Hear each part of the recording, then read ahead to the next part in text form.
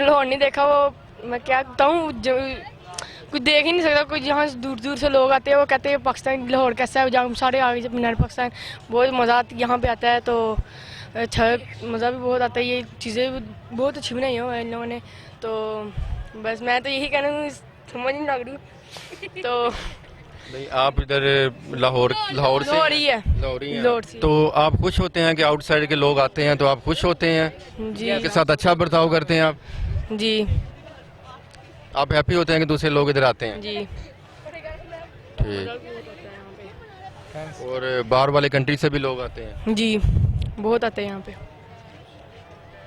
तो एक और सवाल था, लाहौर लाहौर है, इसका क्या मतलब है? लाहौर लाहौर ही है। अब मुझे इतना मतलब नहीं पता। लाहौर वैसे ही वो लोगों ने बनाया होगा कि नाम है, जिन्हें लाहौर नहीं तक जम्मिया ही नहीं। तो लाहौर ही है और जम्मिया ही नहीं।